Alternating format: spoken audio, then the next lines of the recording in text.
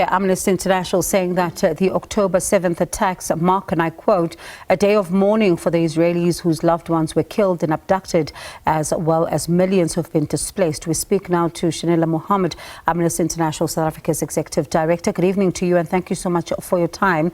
A year on since the events of October 7th, your reflections. Good evening and good evening to your viewers.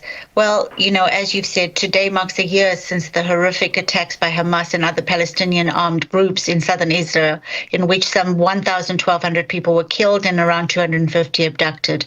It also marks 1 year since the start of an ongoing, devastating Israeli onslaught that has killed more than 41,500 people and forcibly displaced 1.9 million in the occupied Gaza Strip. So today is a day of mourning, not only for the Israelis, but also for the people in Palestine. And as you talk about, this humanitarian crisis that is now ongoing, and of course hearing from some of our correspondents on the ground as to, the crisis that is unfolding in Lebanon as well, what would you, say is your view with regards to how this crisis, as far as humanitarian crisis is concerned, has been handled over this past year? Well, we know that, today, 1 year ago, it was the start of the horrifying Israeli forces onslaught in Gaza that has killed tens of thousands. 90% of the population has been displaced, and it's triggered, as we said, an unprecedented humanitarian crisis, but also placing Palestinians in Gaza at risk of genocide, as stated by the ICJ. We're seeing a similar thing happening now in Lebanon.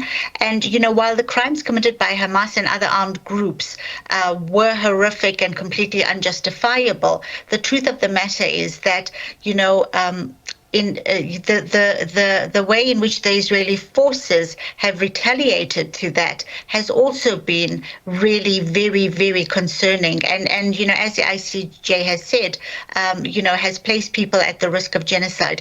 So, with regards to the humanitarian crisis, as we know, humanitarian aid has been blocked.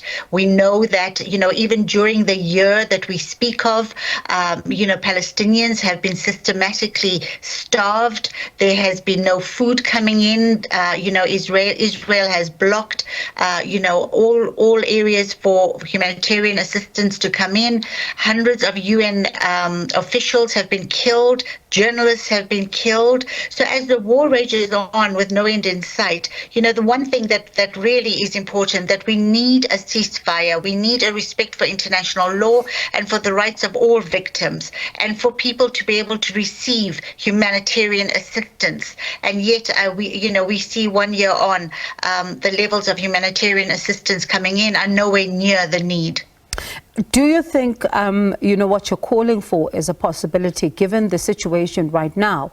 We saw what happened with Iran, for example, and how Israel has now vowed to retaliate. And of course, this casting the spotlight again on whether or not there is still a possibility of even, ceasefire talks to produce any fruit at all?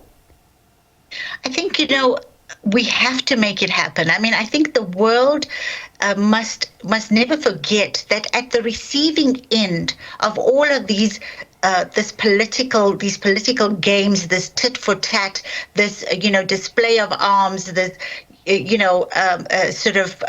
power, flexing of muscles, are innocent people, innocent children, innocent women, innocent civilians who are dying at the hands of these politicians. And I think it's important that we never forget the victims and the anguish of the affected families. Humanity has to prevail, and we have to insist on an immediate ceasefire and the unconditional immediate release of civilian hostages held by Hamas and other armed groups. And basically, we have to insist in protection, in the upholding of international law. And I think that, until countries stand up and defend the international justice system that Israel is continuously ignoring and totally boycotting, we won't see a stop to the killing. So, it's important that countries do step up. South Africa has done a great thing with the filing of the ICJ case, and we need to see action from more countries, because actually the death of these innocent victims is really, we can place it at the doorstep of the international community, because not enough has been done. People are dying on a daily basis while, there's all these political maneuverings taking place. And at the end of the day, it's innocent people. And if you think about what's happened in Gaza, 70% of those that were killed are women and children. I mean, those women and children did not deserve the fate that they received at the hands of these countries. And what about, I'm keen to hear your take on Israel's decision to declare the UN Secretary General persona non grata?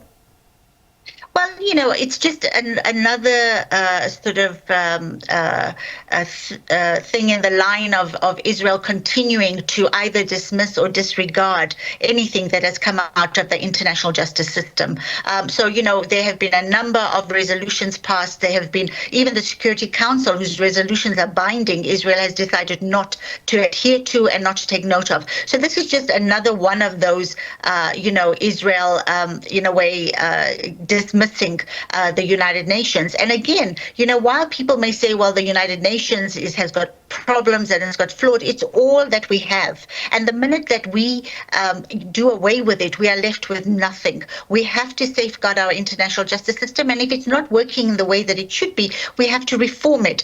But really, I mean, banning the Secretary General, this is expected. It's part of a narrative that Israel has been spinning about, the United Nations, and I think this was just another one of those nails in the coffin for that. As a final question, do you think, though, that there is that willingness to reform? Because it's not just only Israel that's raised the concern. Of course, there is that issue of the Security Council, for example, Africa, saying that there must be 2 permanent seats, and a number of voices have also, spoken about how it needs to reform. So is that body, in your view, willing to do this? Look, Amnesty has been very outspoken about the challenges that, exist within the United Nations, within the Security Council, and we have consistently called for a reform. The willingness has got to come from the countries. As civil society, we can only shout and scream and call for reform. But if the countries themselves don't take ownership of an organization that they are members of and push for these reforms, then, the organization will stay as it is. Because at the moment, it's the powerful countries that have the power. African countries and those countries that don't have the economic might, like America, like, the European countries, like the UK, we don't really have that much of a say. And I think it's about time that the global South got together and really pushed for reform that is going to make sense for the entire world and not just benefit the rich and the powerful.